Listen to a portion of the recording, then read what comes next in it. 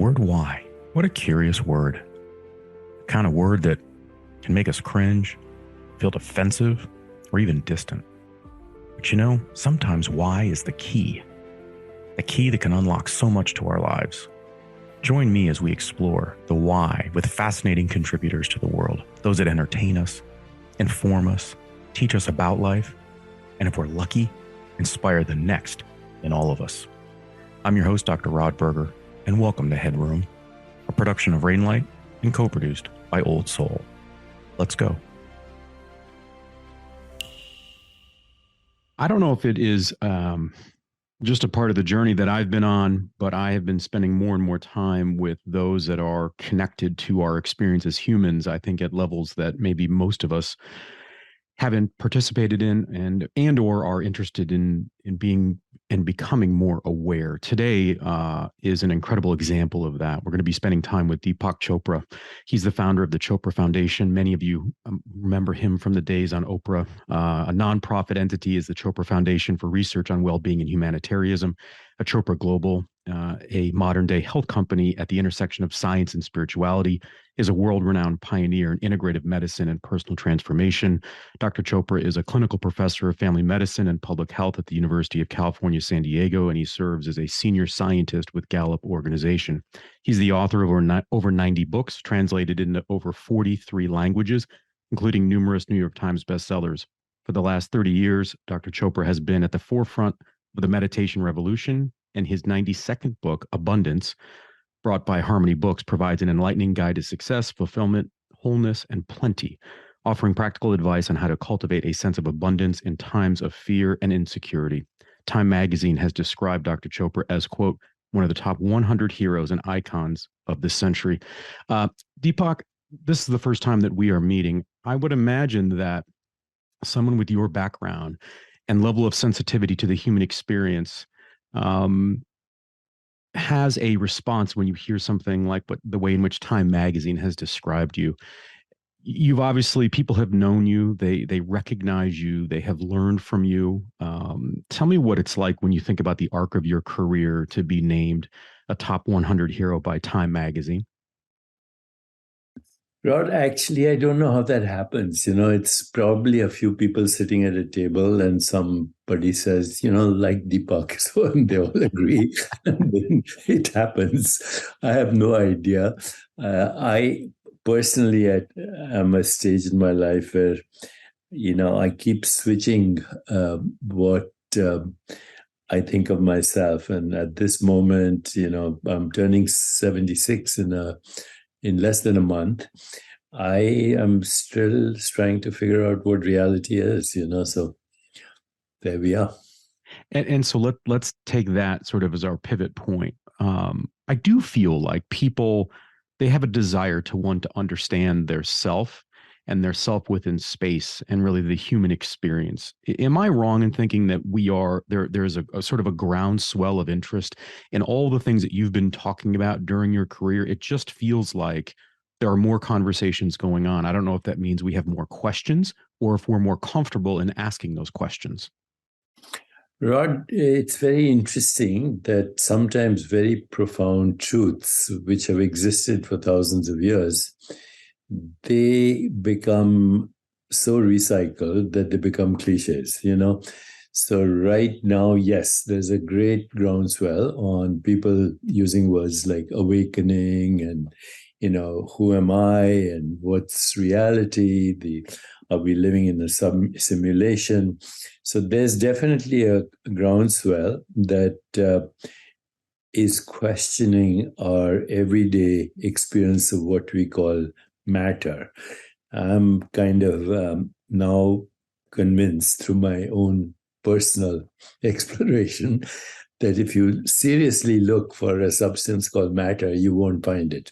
All you'll find is your own perceptual activity, which is a very narrow band of activity within our consciousness. The Germans call it the Umwelt. So with bits of sensory experience, we can never experience reality. We can only experience our own perceptual experiences, which we end up calling the physical world and even what we call a person. But in the deeper reality, there's no such thing as a person either, because you say, I'm a person, which one? You started as a fertilized egg, then you were a zygote, then you're an embryo, then you're a baby, then you're a toddler, a teenager, mature adult, older adult, infirm adult, Alzheimer's adult, and then all the way to dusty death. So what we call a person is not a noun, it's a verb, and it's an activity within human consciousness. We make up stories, and then, we believe our stories, whether it's God or the Big Bang or whatever. Whatever we describe is a model of reality, and it's an incomplete model of reality. Whatever, whether it's the body or the universe or what the James Webb telescope is finding out there, it's all human constructs based on sensations in human consciousness. And the sensations in human consciousness are modified forms of human consciousness. So everything you look at is actually a modified version of yourself. Now, that seems very abstract, but it's my reality right now. No, I think that maybe a number of years ago that wouldn't maybe hit the audience in the same way that it hits now, and I do think that there is incredible power, and now my mind is sort of exploding with thoughts and ideas. So I appreciate you opening that proverbial door for me.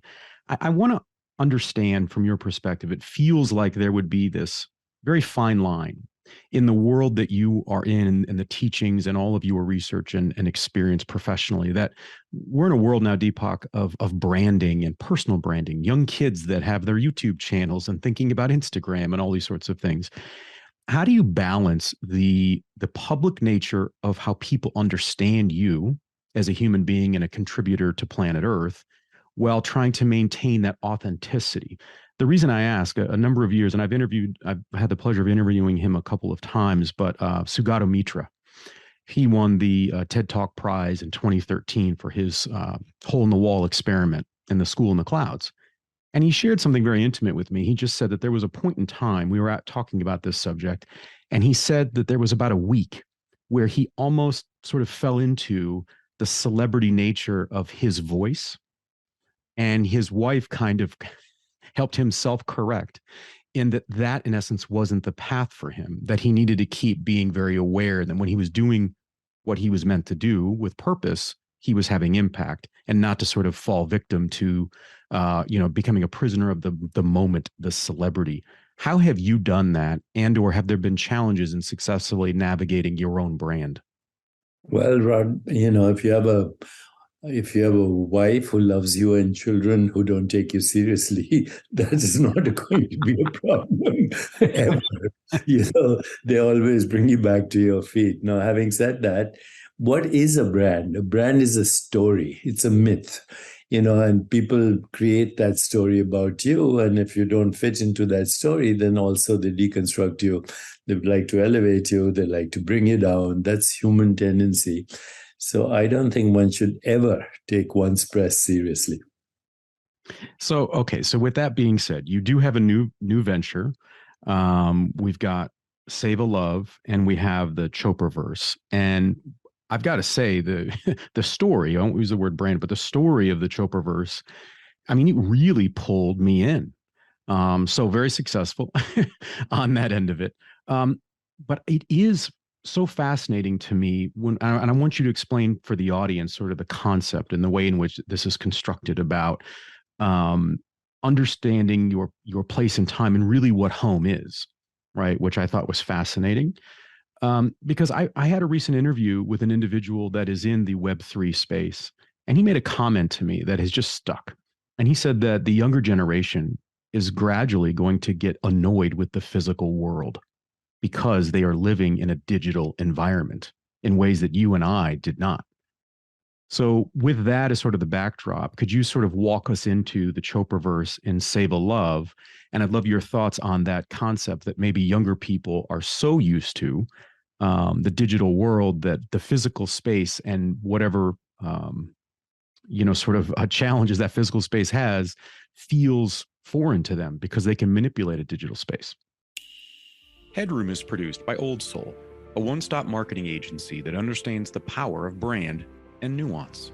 Reach out to my guy Matt at Old Soul and supercharge your brand and content strategy. That's Old Soul, shoot Matt a note at aoldsoul.com. That's AOLDSOUL.com. And now, back to our guest. It's a very complex question, Rod, because what we call physical is actually a digital experience in consciousness. Ultimately everything boils down to zeros and ones, and you can modulate the zeros and one into any perceptual activity, and then you call that the physical world. So right now, a lot of scientists actually are questioning whether the world that we experience is physical at all. It's already a simulation in their words, and we're living in a collective dreamscape, and you and I, as we appear, are already fictional characters in this collective dreamscape. Behind these fictional characters is a formless, boundaryless, infinite, multidimensional or zero-dimensional awareness, which is modulating itself into sensations, images, feelings, and thoughts, which we then reify as the physical world. Reify is to make something concrete, which is already abstract.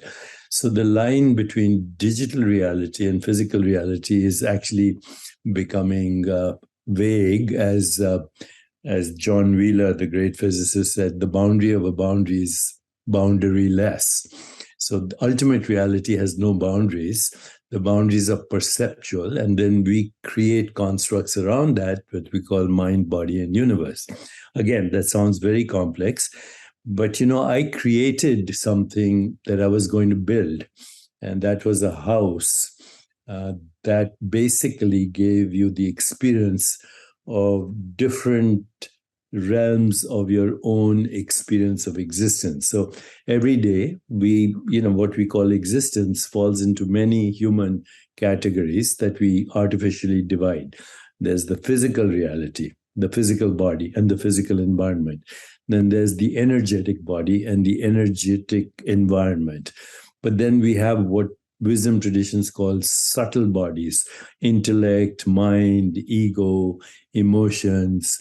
We have a deeper reality, which is the unconditioned mind, and what we call the self, which is without human constructs, a field of joy and creativity and insight and intuition and imagination and higher consciousness. And then we also have transcendent experiences. So what I was thinking, how can we create a home that is like your extended self? And that was the idea that I originally started with, that I think the word environment is kind of misalienating. What we call the environment is our extended body. The air is our breath, the rivers and waters and the ocean and the clouds are our circulation. The earth is recycling as our body, and the stars give us the atoms that are now circulating as carbon, hydrogen, oxygen, nitrogen in our body. So we have a personal body and we have a universal body. They're all both equally ours. And I said, how can I give people that experience? So, I created this thing in digital space where you can actually have a relationship with different aspects of your own self that you call physical body, energetic body, mind, intellect, ego, the realm of joy and transpersonal spontaneity. Let's call it pure joy or pure self. And, I worked with an architect who was absolutely, totally brilliant, and she understood this idea. Then, in spiritual traditions, you read in places like the Bible and other places, Jesus says in one of his, spontaneous wisdom aphorisms, in my father's house are many mansions. And I said, what the heck is he talking about? Are these real mansions or rooms? Or are they states of experience? Are they states of awareness? And if they are, then of course we have access to infinite states of awareness. How can we actually give people the experience of that? And then again, in Eastern wisdom traditions, your home is your true self. How can we facilitate in a home that experience where the kitchen gives you in every bite the experience of the total universe? where the bedroom becomes a place for sensuality, sexuality, where the library becomes a place for wisdom, and not only learning from books, but experiential wisdom, where the living room becomes a place for intellectual discourse, on and on. You see, there are so many things we can incorporate. And then when you look at Eastern wisdom traditions, or even some Western cultures, the mixing of architecture, music, and everything that we call nourishment of the body through the five senses has been incorporated in architectural buildings since ancient times. Whether we look at places like Stonehenge or the pyramids, or many other places in the world, they're inexplicable by modern architectural standards, because the people who were designing them had a deeper experience than just the ordinary theater of space-time and causality that we call the world. They were delving deeper into the nature of reality than being bamboozled by just a little bit of sensory experience. So here's what I'm so curious about. And you tell me if you think that I'm out of bounds on this, but I feel like in general, maybe Western society, I won't distill it down to American society, it can be or lean towards fear-based anxiety, feeling like we have to have sort of a grip. I can't think maybe of a better word, but a grip on our schedules, our routines, that in essence, we sometimes create a home, a metaphorical home, based on the things that are in our diary or our calendar, as opposed to what you were describing. And so if we're sort of going down that path together, how different is the experience going to be for somebody who is walking into, again, or entering into the Chopraverse in a world where reality may feel suspended to them based on the way in which they approach their lives? Help me understand that transition, because someone with your background and others are going to walk in and feel very comfortable, I would imagine. Yeah. So we've created a world where everything is based on what we call subject-object split. There's me, and then there's the rest of the world. It's an artificial split, but it's the basis of all our science and everything. But me and the rest of the universe is one activity. When I resist this idea that it's one activity, that resistance creates what we call stress. We're living in a very stressful world. Now, people say, oh, what is stress? How do you define it? It's really the perception of threat. And the perception of threat, whether it's physical threat or psychological threat or financial threat or emotional threat, all comes from resisting the spontaneous flow of our existence. So either you are in resistance to existence, or you're in flow. And if you're in flow, once you get into that experience of flow, there's no substitute for it, because in the experience of flow, there is spontaneous creativity, there's insight, there's intuition, there's imagination that you wouldn't have if you were constantly in a state of resistance or contraction. So let's go back. I know, and a happy early 76 birthday. I know you said you're going to be 76 later this month or in a month. When you were a young boy, would it be fair to describe you as a curious child? Yeah, but I had parents that were very interesting. My mother was one of the most interesting storytellers, and she would entertain me and my little brother, who later became the dean of Harvard Medical School for education. She actually would tell a story every night, leave it at a cliffhanger, and say, no, complete the story tomorrow morning. I want to hear the story and I want to have a happy ending. And but not just immediately turn it around. It should all have all the challenges, the villains and the bad guys and the good guys and the protagonists. So we learned how to imagine story. Half the story was told to us, half the story was told, the rest was our imagination. So I think that triggered a lot of imagination in me. My father was a cardiologist, and he had trained in Britain. He was actually at one time the physician to the Queen who just passed away. And so we had a kind of an eclectic, mixed um, upbringing, one from a father who's kind of fellow of the Royal College of Physicians and is a product of colonialism, and a mother who was totally into Indian mythological stories. So I think that's what created the background for both me and my brother.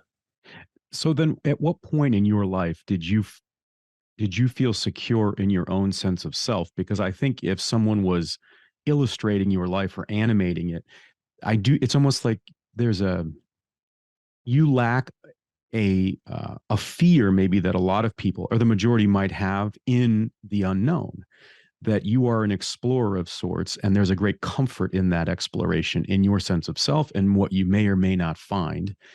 Was there a point through your own journey where you felt very comfortable in the unknown?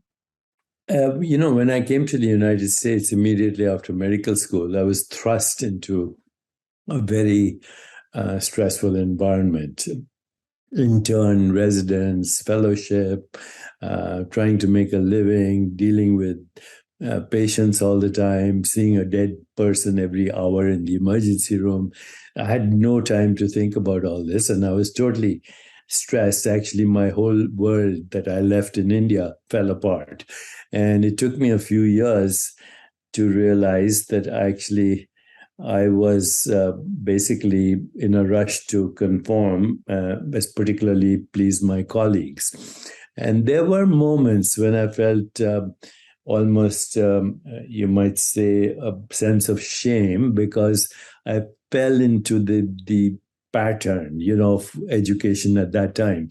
In the 70s, as doctors, we would all smoke as doctors in training. Every Friday, Saturday, we would all get drunk. I remember saving a patient's life, intubating him, putting a pacemaker, then going outside the hospital to have a cigarette. So, there were pivotal moments where I said, what am I doing? And then suddenly, I fell back into my traditional memories of, my background. Came across a statement from Krishnamurti, a book that he had written, an Indian philosopher, called Freedom from the Known. And it was a beautiful book because he said the only prison we have is the known. The unknown is where we live and breathe. Every moment from now is where we're stepping into the unknown. And if we do it with joy, then we open the door to creativity, because the known is the prison of the past. It just keeps recycling itself. It's our prison. That is incredibly powerful to think about that, and I appreciate the transparency of sharing that experience. What is the hope, Deepak, with Save a Love and your partnerships with Utopia? It feels like we're just at the beginning of Web3, right? This is just the start. We're all going to look back, in decades from now and think, oh my goodness, what was built, and the initial influencers and thought leaders that contributed to this knowledge in a digital environment and enhanced our experience as humans. Is there an ultimate dream? Is that even a fair question? Or is there a better question? It's an evolving dream. That's what I would call it. It's an evolving dream. Seva means service. It also means love in action. It is also the translation of an Indian concept called karma yoga. The yoga where you help alleviate suffering. So Seva Love was created as the metaverse for service and good. And then what happened is with Utopia, which was an organization originally founded by Maria Bravo, who's a Spanish actress, and Eva Longoria, who worked together. And they have something called the Global Gala Fund. Eva Longoria, and for the last 20 years, I've supported that Global Gala Fund. They have annual functions where they raise money for orphanages and for education in different parts of the world. So it's an ideal partnership because they've been in this whole service domain for 20 years. They're good friends of mine, and they're focused also in at least envisioning a more peaceful, just, sustainable, healthier, and joyful world. So as we embark on this adventure in the metaverse, what I think it'll also incorporate soon digitally and then in real time, people can design their own homes based on the concepts and design their own mansions based on the concepts. But now there's technology where you, instead of wearing wearables or an iWatch, you can just enter a room and it's monitoring your blood pressure, your heart rate variability, your immune function, your biological age, your stress levels, your breathing rate, your body temperature. And then it can also figure out through algorithms what went wrong. Did you not sleep last night well? Or because that's also here being monitored or on the walls. And then it can also be, did you have an argument with your wife? Did you eat the wrong stuff? Did you get drunk? All of that through deep learning systems and artificial intelligence and creative putting together of algorithms can actually create an environment where you could have a sustainable biology.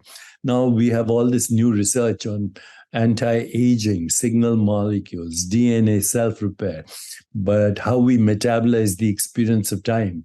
So all these things actually, once incorporated, can create a sustainable biology, extend health span and lifespan.